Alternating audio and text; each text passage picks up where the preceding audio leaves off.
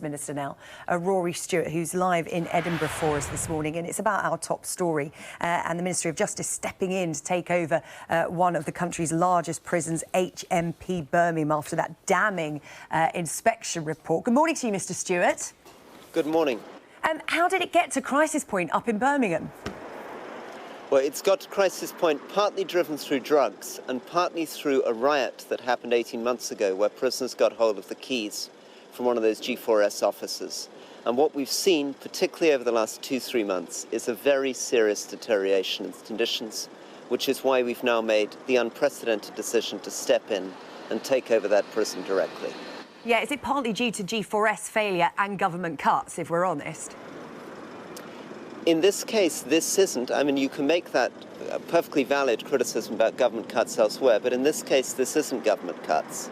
This is a G4S contract, and this is to do with the way that they've been managing that prison, and we feel that we now need to step in. But we will be stepping in at no cost to the taxpayer. Well, are the private company going to swallow the cost? Because, you know, will they be losing money over this? Are you still paying them? So the private company will be losing money over this because we'll have to reduce the population and we'll have to bring in our own management team.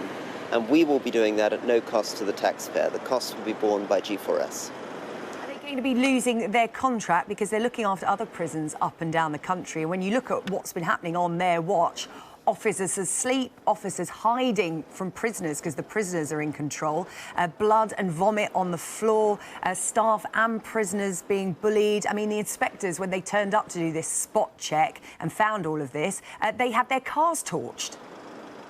It is completely shocking, which is why we've taken the step that we've never taken before of stepping in and taking over this private sector prison.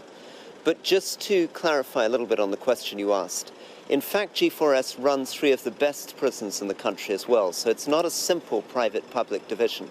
In fact, the inspector has praised their work at Oakwood, at Alt Course and at Park Prison.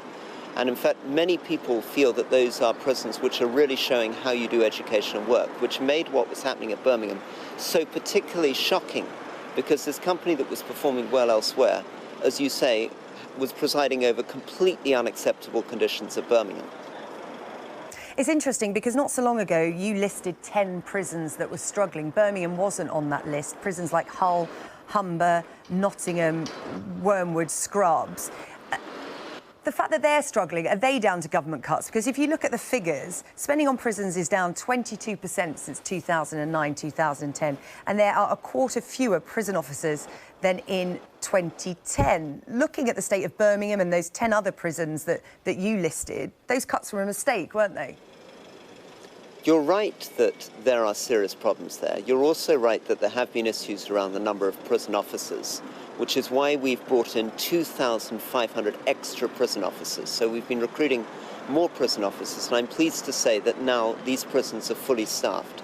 But the big driver that's changed things in the last 5 years... So it was a mistake then to make those cuts because you've had to make up the numbers?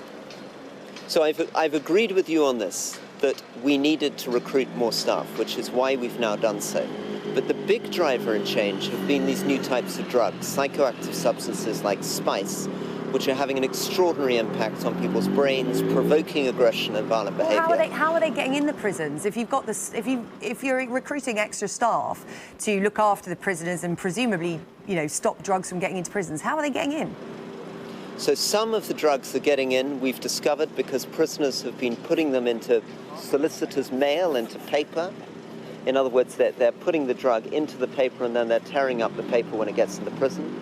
Some have come in with drones. In certain cases, we've discovered that prisoners have been smuggling drugs in by swallowing the drugs and putting them inside their internal body, which is why I've invested now in £6 million into new scanners that can analyse your internal organs, which is why we've brought in new trained sniffer dogs to pick up on this. These were drugs the sniffer dogs previously were not able to detect. Yeah, all of that.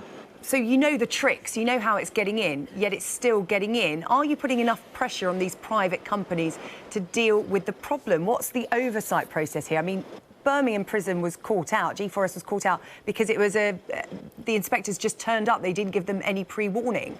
How effective is the oversight system for the prisons in this country?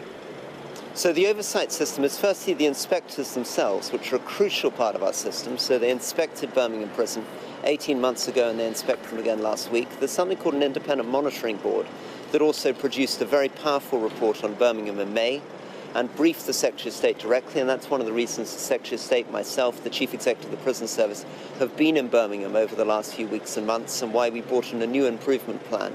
And finally, we have government controllers who go in on the ground. All of that are reasons why we've been holding these meetings with G4S, why we had a new improvement plan, why we've been bringing in extra money and support, and why finally we've decided to take this unprecedented step of taking over control of the prison itself. OK, Prisons Minister Rory Stewart, thank you very much for coming on to talk to us here on Sky News Sunrise this morning. That is our top story, the government taking over control of one of the largest prisons in this country.